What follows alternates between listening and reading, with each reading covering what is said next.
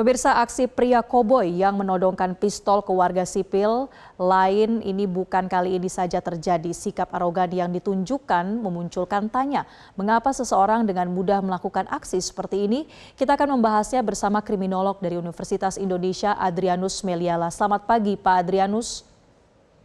Selamat pagi, Mbak.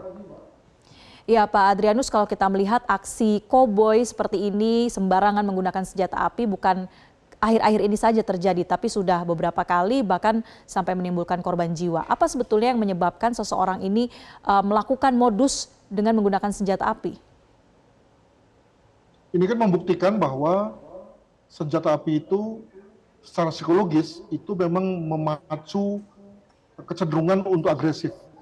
Dan di tangan orang-orang yang tidak terbiasa, tidak terlatih, memiliki kepribadian yang tidak dewasa, tidak matang, dan dikuasai oleh emosi, maka keberadaan atau kepemilikan senjata api itu menjadi bukan hanya potensi lagi, tapi sudah menjadi aktual. Jadi kalau lihat dari berbagai kasus yang terkait dengan koboi jalanan, itu kan selalu pasti melibatkan emosi itu, ada unsur marahnya. Nah, kalau orang marah tapi kemudian terkendali, tidak akan masalah. Misalnya sebagai contoh ketika dia petugas, walaupun dia punya senjata, dia tidak akan keluarkan senjatanya. Tapi karena dia tidak terlatih, maka ketika dia marah, maka kemudian dia keluarkan senjata tersebut dan mulai nembak-nembak lah begitu ya, yang mengindikasikan satu perbuatan yang sebetulnya tidak boleh dilakukan oleh yang bersangkutan.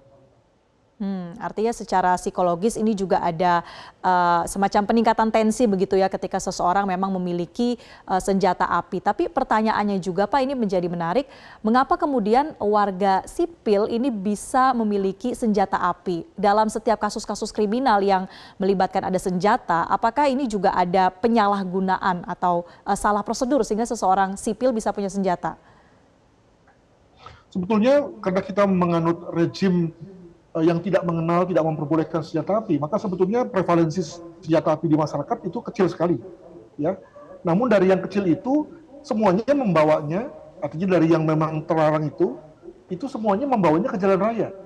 Karena memang di jalan raya itu seringkali dikonotasikan dengan satu situasi rimba, di mana hanya yang kuatlah yang menang.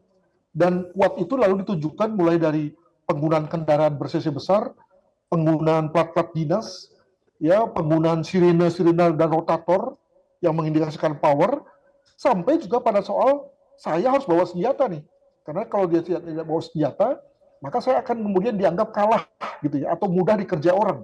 Jadi begitu apa anggapannya, dan senjata kemudian sama dengan tadi hal-hal yang tadi saya katakan dalam konteks bahwa di jalan itu memang hanya power lah yang kemudian lalu menjadi dominan.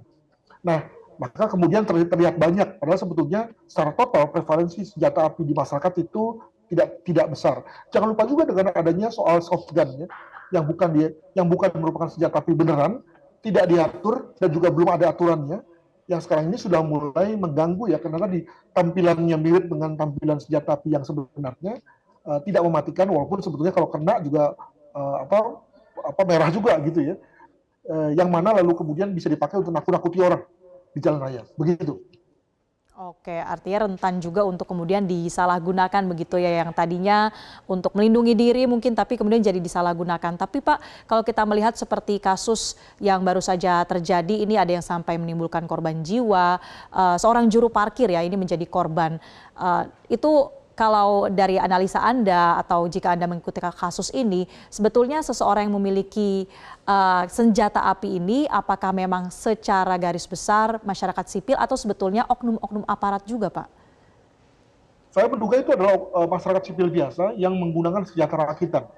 Lah, kok rakita bisa menewaskan? Iya, karena sekarang dengan adanya teknik bubut ya yang makin canggih, maka senjata api rakitan pun juga lalu bisa menghasilkan satu presisi dari segi tembakan yang sama baiknya dengan senjata api hasil pabrikan, gitu ya. Makanya kemudian dia bisa langsung mengokang dan lalu menembakkan beberapa kali secara cepat ya, dan kemudian lalu fatal. Itu mengindikasikan satu senjata rakitan yang memiliki kualitas yang cukup baik.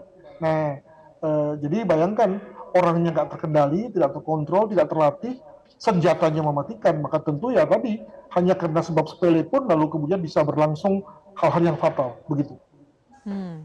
Sebetulnya untuk prosedur atau aturan seseorang bisa memiliki senjata api, terutama yang berlaku di Indonesia saat ini, Pak, apakah itu sudah cukup, apalagi dengan ada faktor psikologis tadi, ini sudah memenuhi syarat untuk seseorang bisa punya senjata?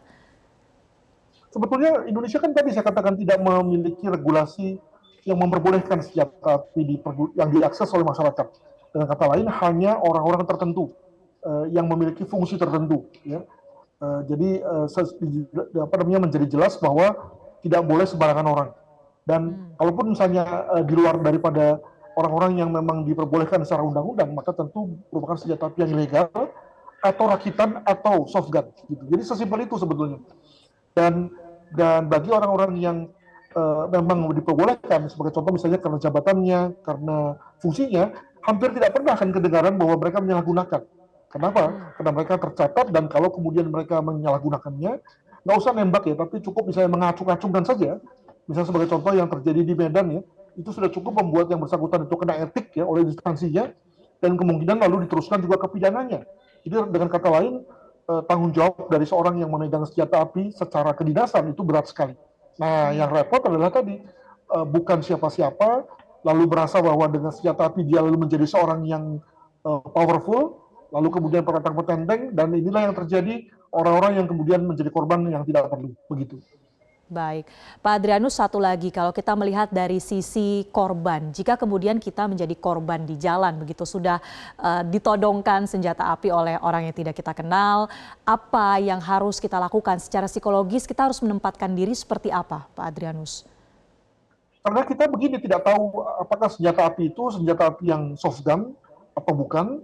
Kalaupun bukan, misalnya kita juga tidak tahu mutu dari senjata api itu bisa meledak atau tidak, berisi apa tidak, gitu ya. Dengan kata lain, uncertainty-nya tinggi, gitu. Makanya saya beranggapan bahwa, atau saya mengusulkan agar ketika ada orang yang menodong kita, lebih bagus kita menyerah saja, lalu menyerahkan apa yang diminta, daripada kita kemudian bergambling dengan nyawa. Sekali lagi, kita tidak bisa melawan ya secara tangan kosong dengan orang yang memiliki senjata api, yang kita tidak tahu apakah itu senjata api beneran, berisi senjata api pabrikan atau yang lain, gitu ya. Sehingga lebih bagus kita menyerahkan saja apa yang kemudian diminta oleh sang penodong, begitu. Tapi langkah selanjutnya apa, Pak, setelah menyerah? Apakah sudah selesai begitu saja? Jangan lupa bahwa di Indonesia cukup banyak kegiatan-kegiatan jalanan itu kemudian tertangkap dengan dua hal. Pertama, CCTV sekarang mulai ada di mana-mana. Dengan kata lain, bisa kita manfaatkan untuk kemudian menangkap pelakunya, mengungkap siapa orangnya. Dan yang kedua adalah massa. Ya. Jadi bayangkan ketika yang bersangkutan itu selesai mengambil barang berharga kita, begitu dia mulai lari, maka kemudian kita bisa panggil massa ya dengan sebutan maling saja, lalu kemudian massa segera terbentuk dan mereka kemudian lalu bisa bersama-sama menangkap. Jadi dipergunakan saja hal-hal yang secara nyata menjadi sesuatu yang merupakan kekayaan kita dalam rangka mengungkap kejahatan. Begitu. Baik, semoga ini bisa terus menambah kewaspadaan kita juga ya Pak, termasuk juga pengawasan terhadap oknum-oknum yang mungkin menyalahgunakan atau merakit senjata api begitu ya, menjadi koboi di jalan. Terima kasih banyak kriminolog UI Pak Adrianus Meliala telah bergabung bersama kami.